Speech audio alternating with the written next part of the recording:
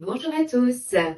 Cette petite vidéo pour vous convier à la deuxième édition de l'Université Famille et Immobilier qui se tiendra à Cannes en mai prochain. J'aurai le plaisir d'y co-animer un atelier consacré au VFA et au BFA du secteur libre.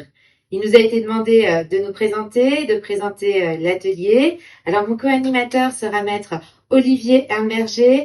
Maître Humberger est notaire à l'étude GMH ici Paris, qui se situe à Paris et dans les Hauts-de-Seine. Il est spécialisé en immobilier complexe et avec notamment l'une de ses associées, Clotilde de Greff, il opère également auprès d'une clientèle de collectivités locales. Olivier Humberger est également le président actuellement de la section immobilière de l'Institut juridique du Conseil supérieur du notariat et il a été président, rapporteur et rapporteur général de plusieurs congrès des notaires. Quant à moi, je suis professeure d'université, je suis professeure agrégée à l'université de Rennes. Je suis spécialisée plutôt également dans les matières immobilières. J'enseigne de la licence professionnelle métier du notariat que je dirige jusqu'au DSN en réalisant également de nombreuses formations continues auprès des praticiens et notamment auprès des notaires. J'ai eu le bonheur depuis 2 ans d'avoir rejoint aussi l'Institut d'études juridiques du Conseil supérieur du notariat puisque je suis le professeur référent en matière de droit privé immobilier. Et puis j'ai eu l'immense plaisir d'accompagner l'équipe du 119e congrès des notaires de France sur la thématique du logement en qualité de rapporteur de synthèse. Alors, il se trouve que je pratique également un peu, puisque je suis of counsel dans le cabinet d'avocats Fidal, au titre duquel je travaille en étroite collaboration avec le notariat, notamment sur les problématiques qui vont nous intéresser dans cet atelier.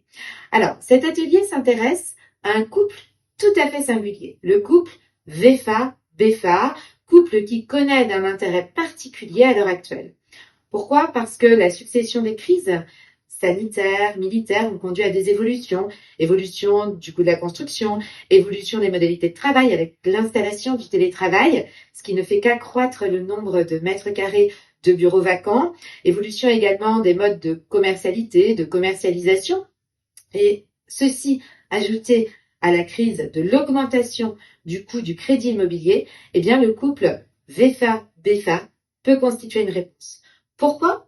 Parce qu'il permet de ne construire et de n'investir que dans des bâtiments dont on sait qu'ils seront adaptés et dont on sait qu'ils seront loués, puisque l'on va saisir le locataire avant même l'achèvement de la construction, quand ce n'est pas en réalité le locataire lui-même qui va être à l'initiative du projet de construction.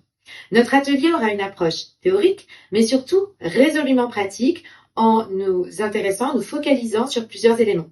Par exemple, la clause de TMA, travaux modificatifs acquéreurs, comment la rédiger, quelles sont les précautions à prendre. Par exemple, la clause d'échéancier de paiement, qui parfois peut conduire à des rémunérations des échéanciers de paiement.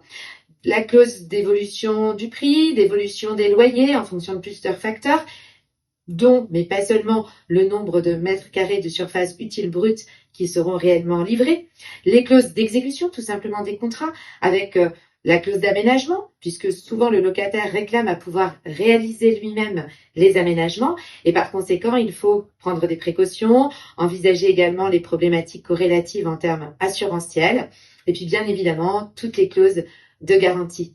On vous attend particulièrement nombreux sur cet atelier, dans les lieux magnifiques du Majestic. À bientôt!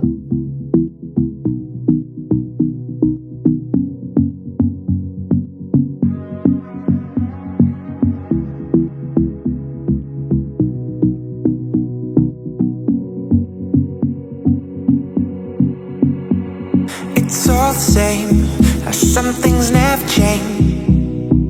I couldn't stop and say no.